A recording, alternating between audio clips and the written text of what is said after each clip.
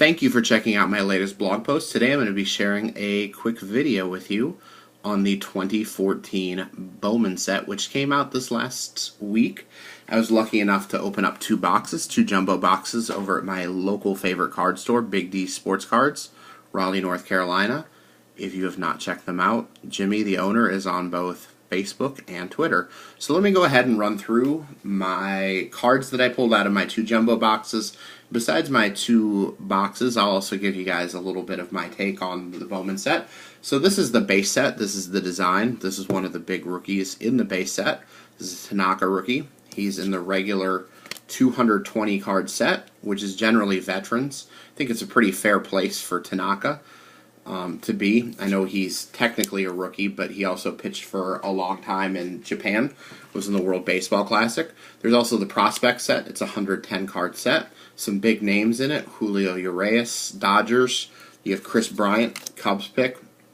You can also check out Jose Abreu from the White Sox, also in there, and Mark Appel, the #1 pick from the Astros out of Stanford, all in there. So these are the prospect cards here. The Bryant and Urias were.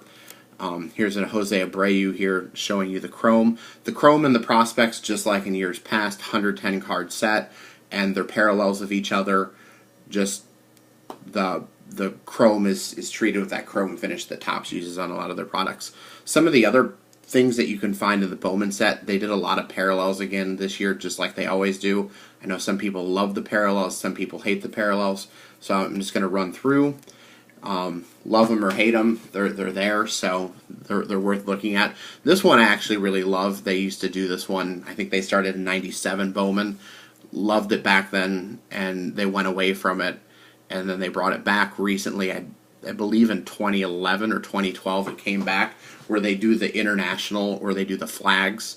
For the U.S. born players, they do the state flag in the background. So here you're looking at Kershaw with the Texas flag. And then they also do, for the international players, their home country flag. They have it for both the veteran players and the young prospects. So you saw Reyes, you saw Kershaw, but then you can also pick it up for the prospects, like that. So really cool. The color parallels I'm not as into, but I know a lot of people who are player collectors, especially doing the prospect parallels, really love them because it gives you more to chase after. Instead of saying there's a Jose Abreu rookie in this set, I have my prospects card, I have my chrome card. You can say, hey, there's 18 Jose Abreu rookies in Bowman. There's the prospects blue, the prospects green, and they go out and they chase all the parallels, which if you're an individual collector is awesome. So you have your blue, which are 500, you have your orange, you have your green, all the different colors, but then you also have your texture ones. I actually kind of like the texture ones a lot of times. I've picked up some of these for the Cardinals and the Rays and the Tigers players that I like to collect. So here you have an icy. Blue Wave is also another one. Apparently, just from people I've talked to and other people I've seen and different box breaks that I've seen around the internet, a lot of the Blue Waves are being put into packs where, you know, you open a pack and there's 4 Blue Waves in the middle of it, and then the rest of the box you don't pull another single Blue Wave. So they seem to be lumped together. So I guess you're either going to get a ton of Blue Waves or you're not going to get many at all. I also like the minis. They brought the minis back this year, and I really, really like them. So they have, you know, some of your veteran players or younger prospects like that. But then they also have, for the minis, they also have parallels. So, you know, pulled a Hak Ju Lee, was really happy about that. It's blue, it's numbered out of 250. Okay, another cool thing in the Bowman set this year, they put the 89 Bowman reprints in. I loved this set as a kid. I pulled them out of packs. Ben Franklin, Webster Groves. That's where I went to get my Bowman cards. But then I also ended up with a whole set of it, and I have the whole set still. Love them. The original 89 Bowman, if you're interested in a really cheap, fun find, they were actually the original old, like 1950s Bowman size, where they were jumbo sized. They were a little bit bigger than the regular card. These obviously aren't. The backs are close to the 89 Bowmans. They're not exact, but they have, you know, your younger players, but then you can also find some older players in it too. So I got a Maddox. You get about 2 or 3 of those a box, it seemed.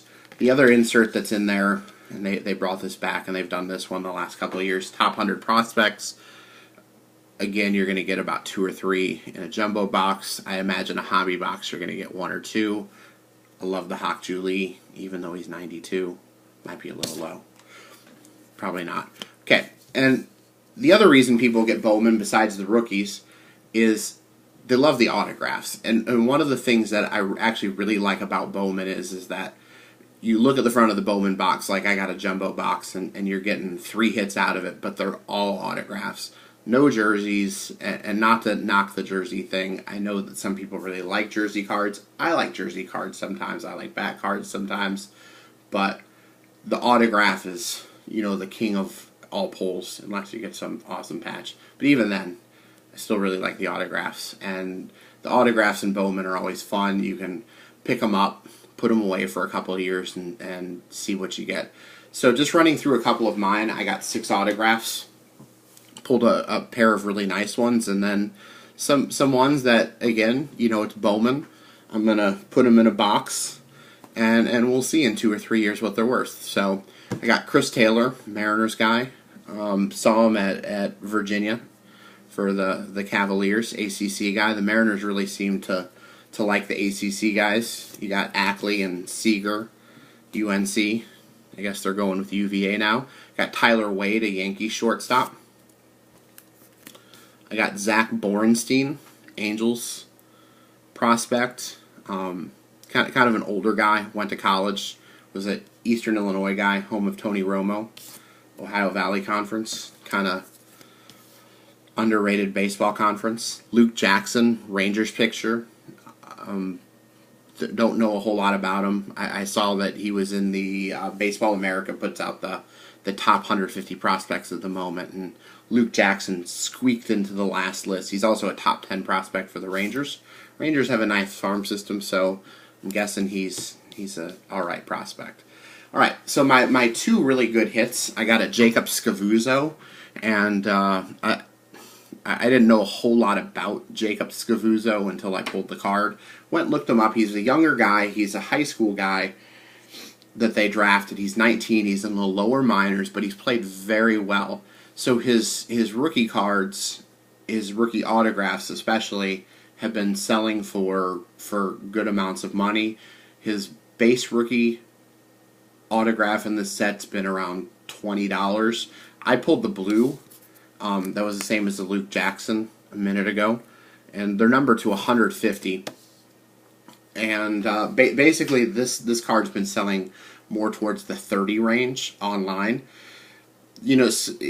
Scavuzzo brings up like the great point though about Bowman cards and that he's a younger guy, he's an A, his cards are $30, and as a collector I look at a player like him where he's far away from the majors, and $30 for a guy who's playing an A ball, $30 could buy you a lot of other really good autographs. So if you're a Dodgers fan and you think he's going to be great, or he plays in the town that your minor league team plays in, then awesome, go Jacob Scavuzzo. But I'm always a little bit reluctant about guys like that. And then my big hit was the last of the big prospects I haven't shown you yet in this short video. It's Mark Appel, Stanford's pitcher, great college pitcher. Astros took him #1 overall. He has a really nice signature, consistent throughout. His autographs have moved well, and obviously a lot of people think highly of him. The one interesting thing, and I was looking at this morning, is Appel puts a Bible verse with all of his cards. I actually have a really common one. I have Romans 8:28, which he seems like he signed on a lot of them. Just as a Cardinals fan, I saw this last year, and I kind of got interested in it when I saw that Appel signed all of his with a Bible verse. The Cardinals have a prospect. He's a Double-A outfielder right now, James Ramsey, and he signs all his cards with a Bible verse. And some of the Bible verses are really rare, and some of them are really common. So as you're going through and you're looking at James Ramsey cards, sometimes there are collectors who look at the Bible verses and they snatch them up. And the same thing kind of happens with Appel, but Appels are coming from a much higher standpoint where, the base Appel autograph is, $50 to $60 card at the moment. And, it seems like some of the verses and stuff that he signed are rarer than others. And it seems to be driving a little bit with the trade market and the selling market. So just something to keep in mind as you go out and you look for some of the cards. So overall, I will say that I really like the Bowman set this year. Here's another just kind of base card to look at. It's a good set. It's kind of what collectors have kind of come to expect from Bowman, as far as the design and the quantity or the content of the set. So, you're kind of getting what you think you're getting, and I like Bowman. I always think it's worth the risk to go out and get. I think it's fun to pull the cards and look at the minor leaguers.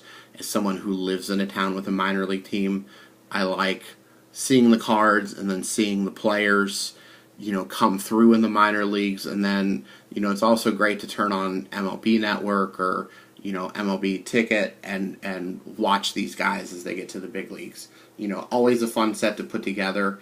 I put it up with the Topps base set. There are a lot of people who say you have to put a Topps base set together every year because that's just, one of those things that has to be done. Should be on your bucket list of collecting.